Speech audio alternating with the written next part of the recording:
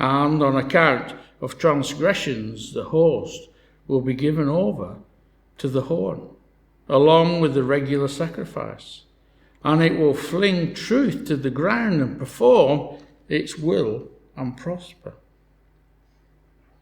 Then I heard a holy one speaking, and another holy one said to that particular one who was speaking, "How long will the vision about the regular sacrifice apply, while the transgression causes horror, so as to allow both the holy place and the host to be trampled?" He said to me, "For 2,300 evenings and mornings, then the holy place will be properly restored."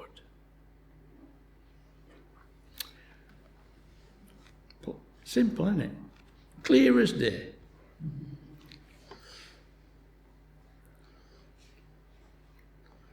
Right. Yeah, Daniel 8. Oh, now then, I can't remember whether that's classed as the first slide or the second slide. We'll find out. Oh, yeah. So I did this with Jordan. I'm saying slide 1, slide 2, slide 3, and afterwards he says, "It doesn't come up with anything on mine." So, slide. Yeah. Right. So I think that one, as you can see, with the dream of Nebuchadnezzar, the first one of Daniel, and then we're going to the present one. Ignore that little circle with Hesperus on, that's not supposed to be there. But I couldn't get rid of it. So right. So in the 3rd year of the reign of Belshazzar, the king of vision appeared to me. Daniel subsequent to the one which appeared to me previously. Right, so we are now in the 3rd year of Belshazzar's reign. And Daniel, he has another vision from Yahweh. And when he says subsequent, he means that this vision came after the first one. And it makes it clear about the order of the visions. So the first vision was in the 1st year, and the second came in the 3rd year. So it's like maybe 2 years between them. Babylon was still the main power on the earth, pretty secure at this time. And though the vision will deal with the emergence and destiny of the Greek Empire. The Greek Empire was not much of anything at this time when this prophecy came to Daniel. Verse 2. He says, "I looked in the vision, and while I was looking, I was in the citadel of Susa, which is in the province of Elam. And I looked in the vision, and I myself was beside the Ula canal." Now, when I read this verse in the version that I've read it in, I see that Daniel was in Susa in his vision.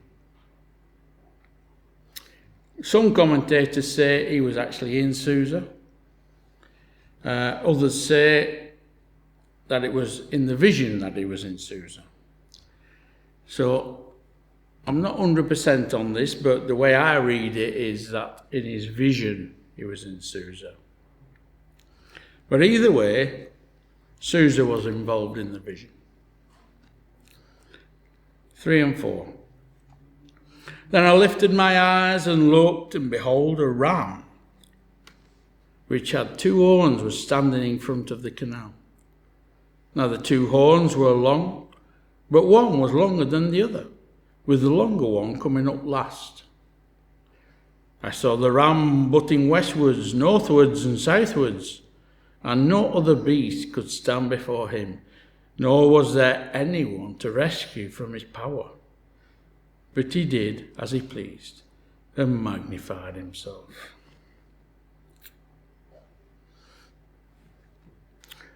Why use a ram? I mean, obviously it's a vision, so it's got to be in picture form, hasn't it? It's all right, keep that yet. So the ram, it actually represents the Medo-Persian Empire, right? And later on in Daniel 8, it tells us who they are. So this is not no guesswork or anything like that. It actually tells us later on.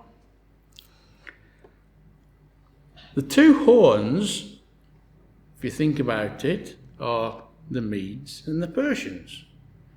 They're working together. And also, they did succeed the Babylonian Empire. It wasn't a stretch to use a ram to represent the Medo-Persian Empire, because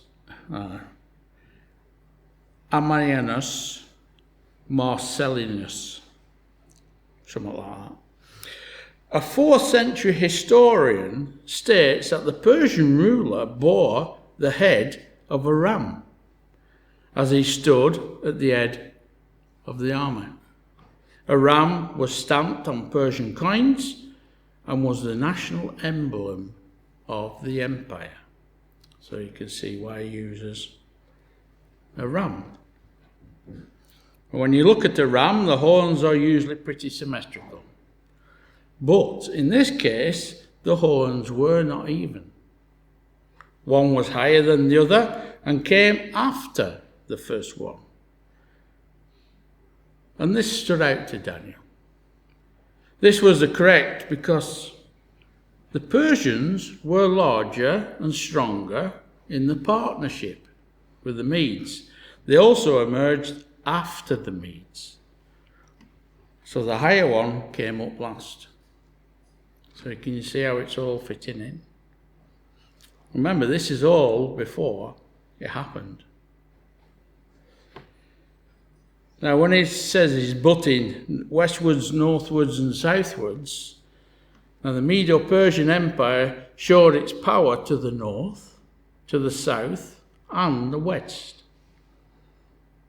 It gained territory, but made no major conquests towards the east. So this prophecy is so accurate.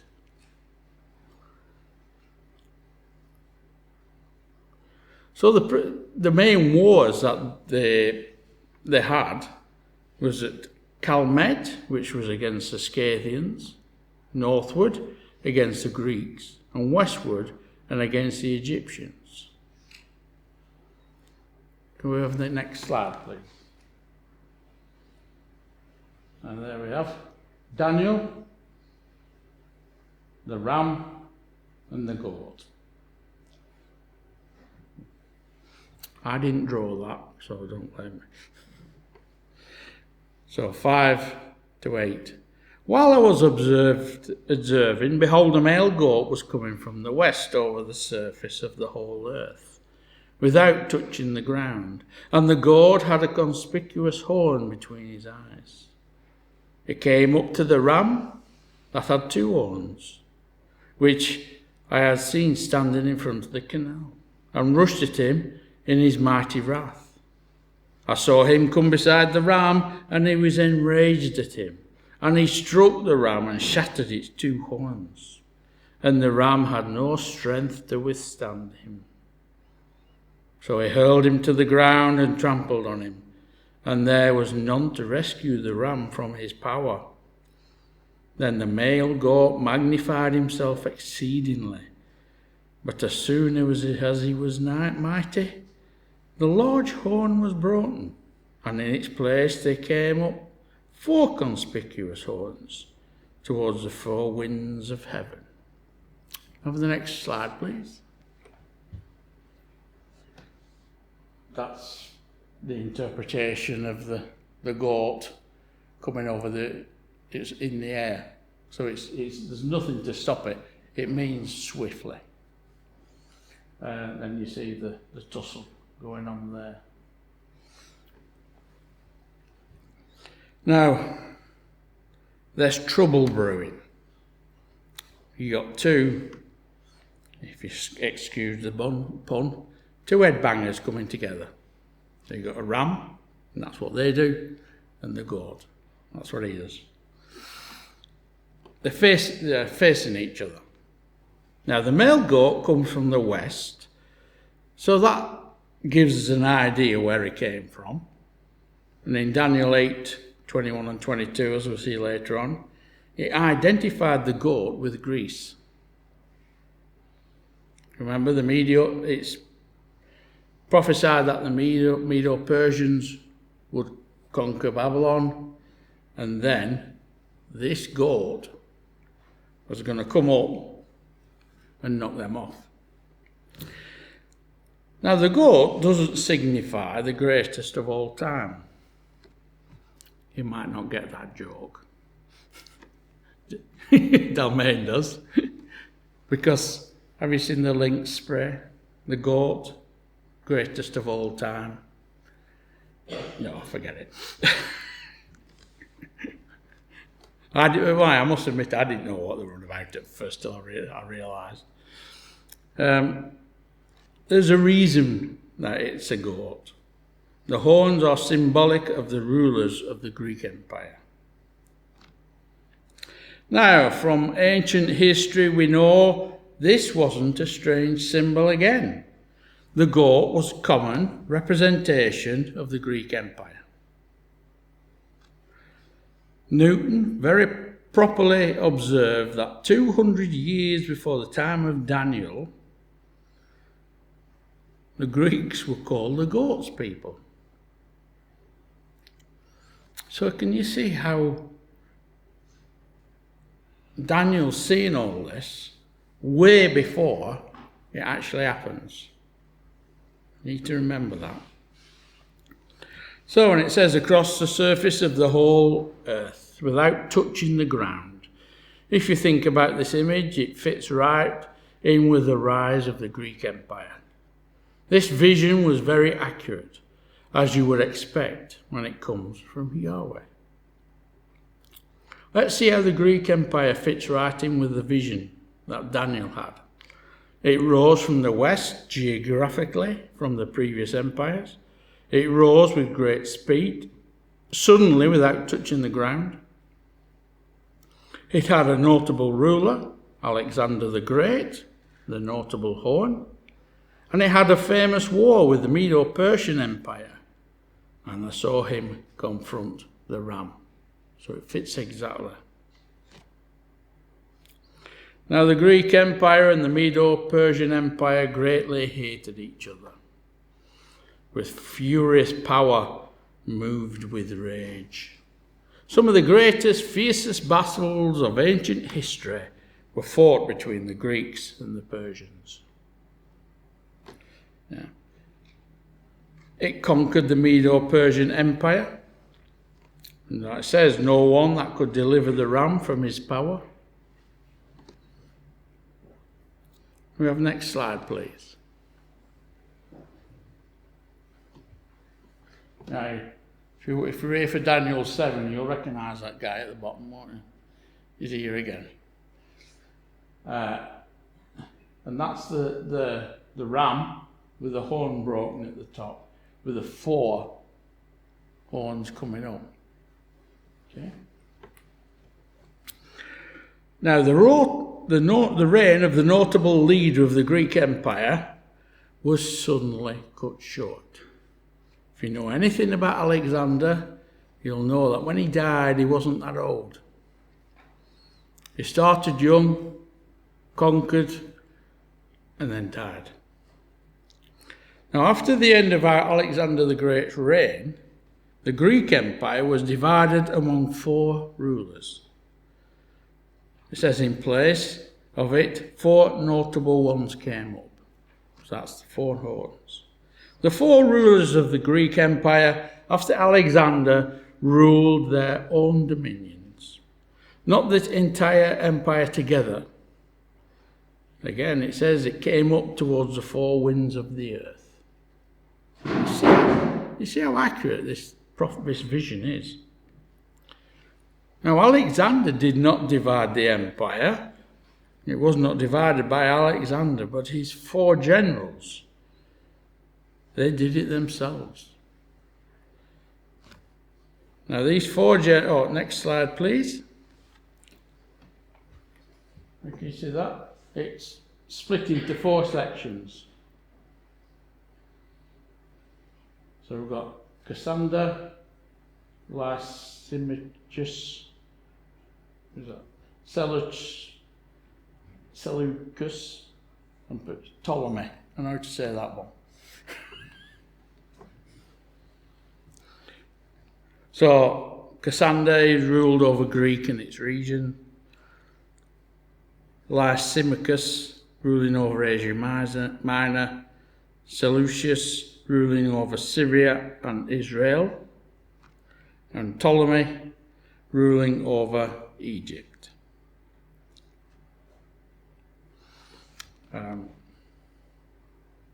Next slide, please. Now then, this is the guy who was, classed as a type of Antichrist, who we're going to meet now. As Alexander was great, so the male goat grew very great. Alexander the Great was determined to spread Greek civilization, culture and language across every land he conquered. When you think about it though, Yahweh brought about all the different cultures and languages and the destruction at the Tower of Babel. But that was for a specific reason. Now, as the Greek language went out across the nations, God could use that. When the gospel spread, it would spread quickly because they all spoke the same language. Now, Yahweh used Alexander's passion to spread that one language around, and as the language of common Greek was spoken everywhere, and the New Testament was written in Greek, it could easily be taken anywhere, and the people could read it. It's a bit like today, and it's slightly different, but it's a bit like today. If you know about the missionaries that are going out, when they go to new places, they take the Bible with them, an English Bible. One of the jobs is to, learn the language and translate it into that language. But what they do, they teach them to read English by reading the Bible. Very clever. And say it's not just the same, but same principle with the language. Now 9 to 12. Out of one of them came forth a rather small horn, which grew exceedingly great towards the south, towards the east, and towards the beautiful land. It grew up to the host of heaven and caused some of the hosts and some of the stars to fall to the earth, and it trampled them down.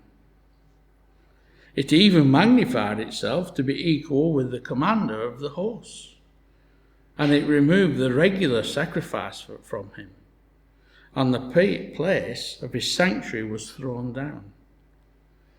And on account of transgressions, the host will be given over to the horn, along with the regular sacrifice, and it will fling truth to the ground and perform its will and prosper. Next slide, please. There we have the kingdom of God. Okay? Can we go back one then, please? There we are. So, out of the 4 horns, you can see there the different branches, grew one who became exceedingly great. You might have heard of him before. And this was Antiochus the Fourth Epiphanes. He is classed as a type of Antichrist. You'll see what he gets up to.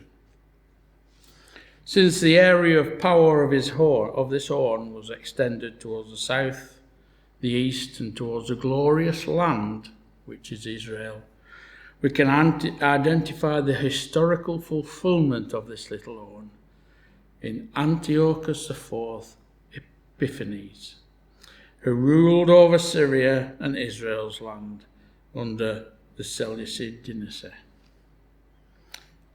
Antiochus IV gained his throne. You might guess that it wasn't all smooth and he didn't do it all politely. He murdered his brother, who was the rightful heir to the throne. He was not a nice man at all. He secured his position mainly through flattery and bribery. So it was a nasty piece. Antiochus IV assumed the title of Epiphanes, meaning illustrious, and alluding to deity. That's what he thought of himself. Now, the ancient Jews twisted this name into Epimanes, meaning madman. No, they twisted it. So, and they weren't wrong, were they? When they twisted it, they got the right name. So, of course, the glorious land can be seen as the centre of the world, really. And the world, in a lot of senses, revolves around Israel. We've got this little stretch of land in the Middle East, and it has such an impact on the world. You know, the war that's going on now, everybody's involved and everybody has to have a say.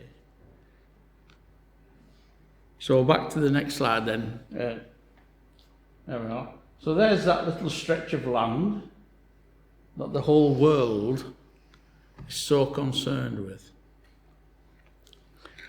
Now, it has been the nerve centre of civilization since the days of Abraham. It is the truth centre of the world from which flowed God's revelation to man. It has been the storm centre of warring nations since the days of Joshua. It shall be the peace centre of the earth during the millennial reign of Jesus. And it will be the home centre for the Jewish people forevermore. This prophecy about Antiochus Epiphanes was very, very accurate. So much so that critics insisted that the book of Daniel must have been written after all this had happened. The problem is, for these critics, is that if these prophecies are so correct, there must be a God in heaven. And that is what they don't want to believe. Like people today, nothing's changed. It has implications, doesn't it, on their lives. And of course, that's not acceptable to them. Antiochus Epiphanes extended his territory towards the south, towards the east, and towards the land of Israel. He murdered other rulers and persecuted the people of Israel. He hated the people of Israel.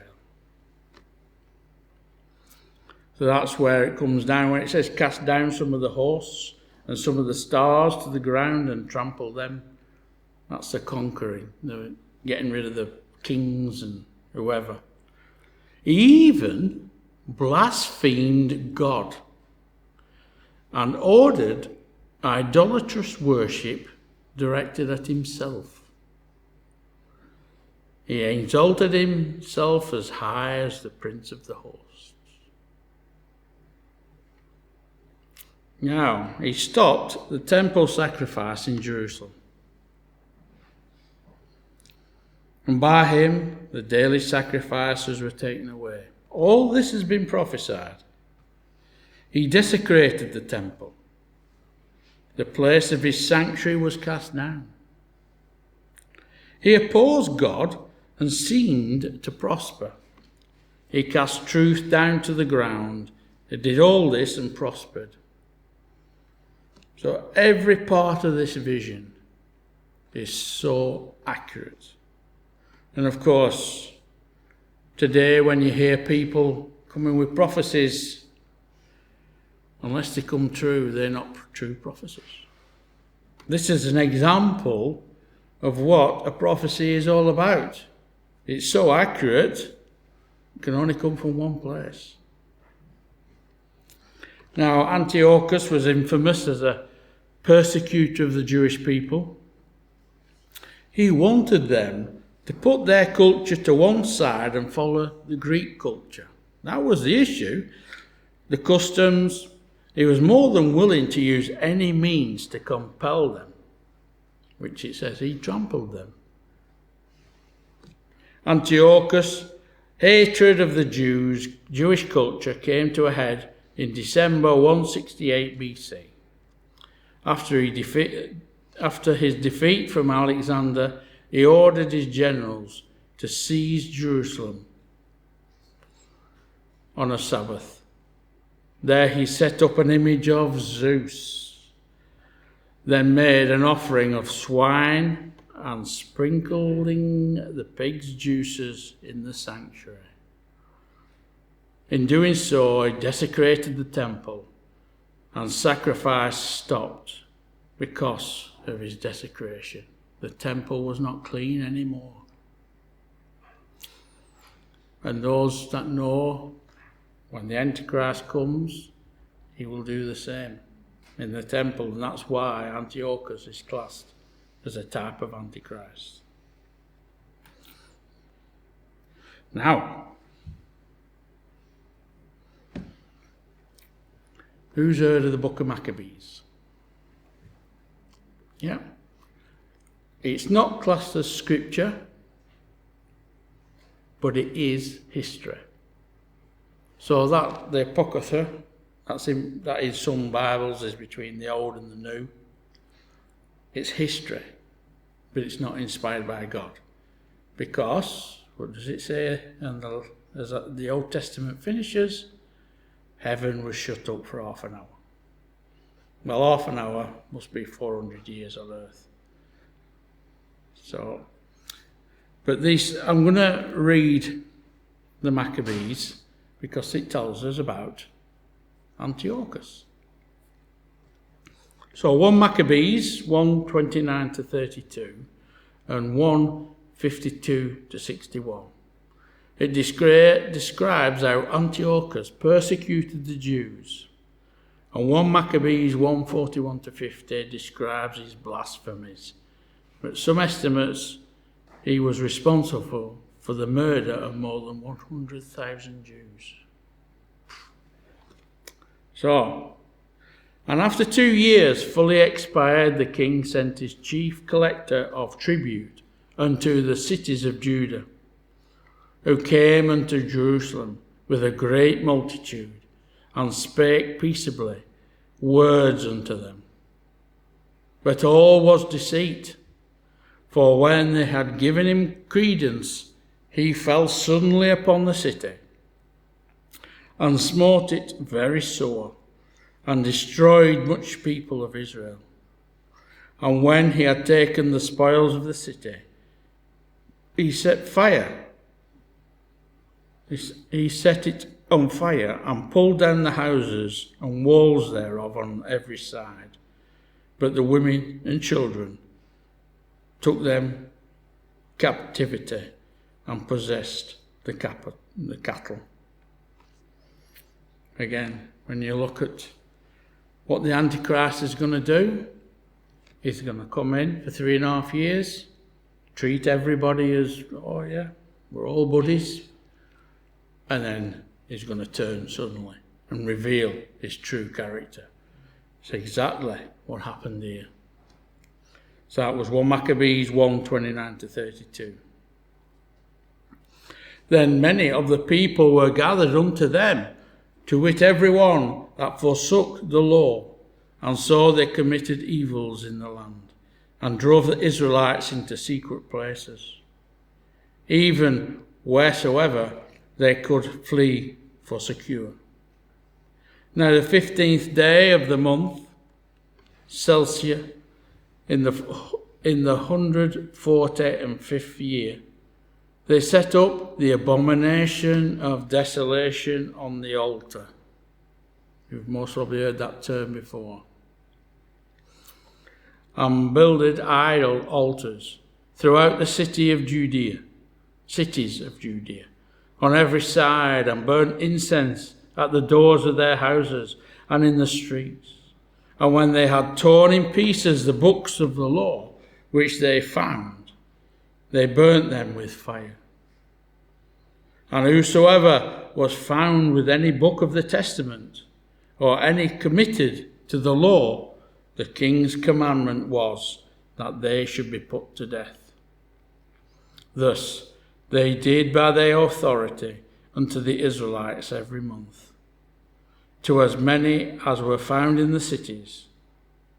Now the 25th day of the month they did sacrifice upon the idol altar, which was upon the altar of God, and at which time, according to the commandment, they put to death certain women that had caused their children to be circumcised, and they hanged the infants about their necks, and rifled their houses, and slew them that had circumcised them. 1 Maccabees 1:52-61. Moreover, King Antiochus wrote to his whole kingdom that all should be one people, and everyone should leave his laws. So all the heathen agreed according to the commandment of the king. Yea, many also of the Israelites consented to his religion, and sacrificed unto idols, and profaned the Sabbath. For the king had sent letters by messengers unto Jerusalem and the cities of Judea, that they should follow the strange laws of the land, and forbid burnt offerings, and sacrifice and drink offerings in the temple, and that they should profane the Sabbaths and festival days, and pollute the sanctuary and holy people, set up altars and groves and chapels of idols, and sacrifice swine, flesh and unclean beasts, that they should also leave their children uncircumcised, and make their souls abominable with all manner of uncleanness and profanation, to the end they might forget the law and change all the ordinances. And whosoever would not according to the commandment of the king, he said, should die. Nasty piece of work, isn't it? Next slide, please. Now, this is just to show us, you've got the beast with the 10 horns and the little one coming up of Daniel 7. We've got the beast from Revelation. It looks a bit nasty, that, doesn't it? Eh? And then we've got the horn of Daniel 8. Now he's being classed with these. That shows how nasty he is. That's just so you can compare. So it says, because of transgressions, an army was given over to the horn to oppose the daily sacrifice. This was fulfilled in the terrors of Antiochus Epiphanes, and the Jews, especially their leaders, invited God's judgment upon them through Antiochus because of their sin. So because they gave in, they were inviting God's judgment on themselves. And the first attack of Antiochus against the Jews at this time was to settle a rivalry for the office of a high priest. You can see the corruption's gone even into Jerusalem. A pious high priest, Onias III, was removed from office and replaced by his brother, Jason, because Jason had bribed Antiochus. Then in 172 BC, another brother, Menelaus, gave Antiochus an even bigger bribe, and he replaced Jason. A year later, Menelaus started selling many of the temple's gold utensils to raise money to pay off the bribe. Onias III rebuked him, and Menelaus had him murdered. You know, it wasn't right. It's not a nice time to live in, is it? Meanwhile, Jason gathered armies and fought against Menelaus to regain the office of high priest. Antiochus Epiphanes came into Jerusalem in 171 BC to defend the man who had paid him the biggest bribe. This was the reason why God set over them such a breathing devil, as was Antiochus, for a punishment of their open impiety and formal apostasy. And that's Trapp who says that. And the final two verses. Then I heard a holy one speaking, and another one said to that particular one who was speaking, how long will the vision about the regular sacrifice apply, while the transgression causes horror, so as to allow both the holy place and the host to be trampled? He said to me, for 2,300 evenings and mornings, then the holy place will be properly restored. Many people think that the nameless Holy One was an Old Testament appearance of Jesus. It's very possible, but unfortunately there's not enough information to actually say that he is for certain. But it would make sense if it was. We need to realise that it wasn't Daniel speaking here, but the holy ones. Daniel was listening to the conversation between these two heavenly beings. And he was asking how long these things would go on for, how long the sacrifices would be suspended, and how long the sanctuary would be desecrated. When you think about in that situation, anybody would want to know those questions. But of course the difference is they knew the answer. If it was us asking, we wouldn't know. Now, 2,300 mornings and evenings. It's a pretty precise prediction. This is why critical thinkers struggle with the precise way in which this vision unfolds. These visions are so precise, well, they say they can't be prophecy. It's not possible. How can anyone know the future like this? It causes them great discomfort. If they think that Yahweh exists and can see all of time,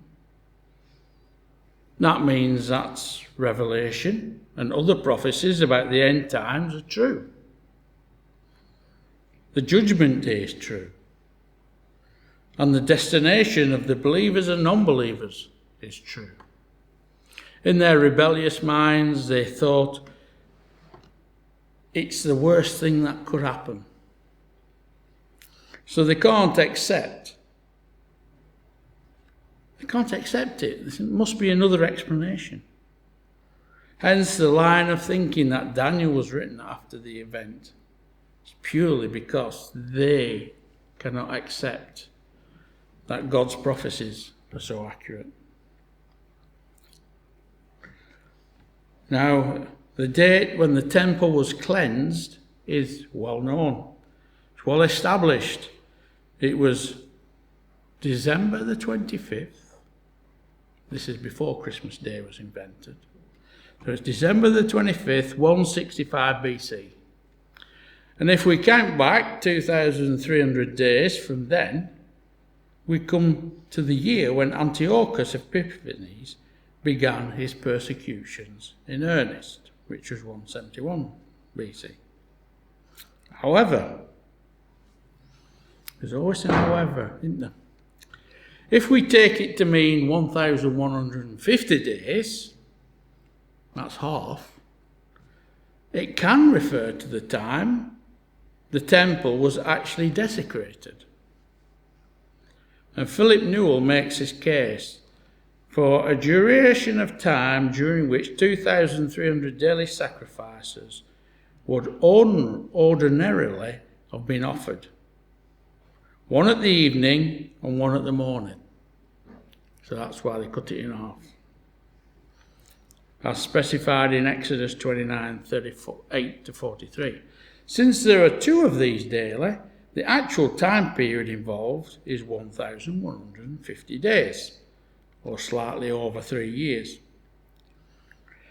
This, in fact, was the time of the Maccabean tribulation, 168 to 165 BC, and at the end of which the sanctuary was cleansed by Judas Maccabeus in his restoration of the evening and morning sacrifices.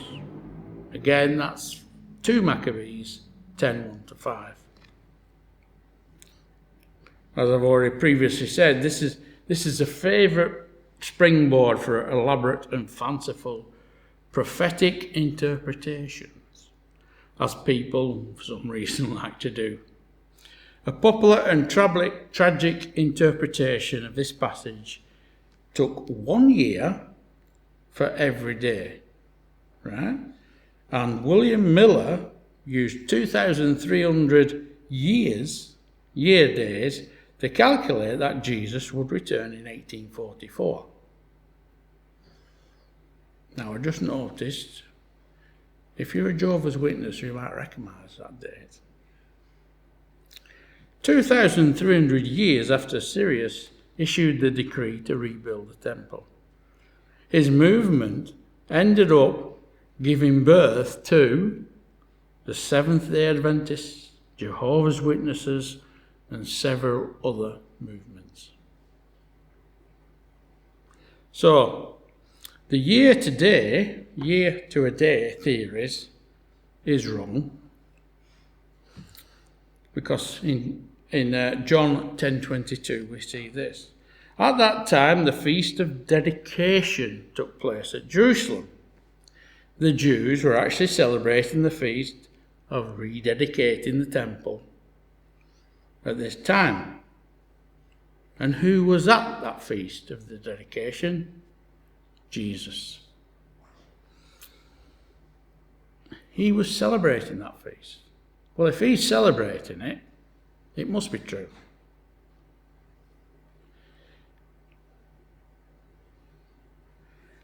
Right, so the commemorating the cleansing and rededication of the temple after the desecration brought by Antiochus Epiphanes. So then the holy place will be properly restored. This amazingly specific prophecy was written some 350 years before the time of Antiochus Epiphanes. Great prophetic fulfillment like this demonstrates that Yahweh not only knows the future, he also guides the future. But we need not worry about a thing. There's a song that goes like that, isn't there? Don't worry about a thing. I'm not going to sing it, don't worry. But we no need to worry about anything, because Yahweh is in complete control. We are his children. End of story. Amen.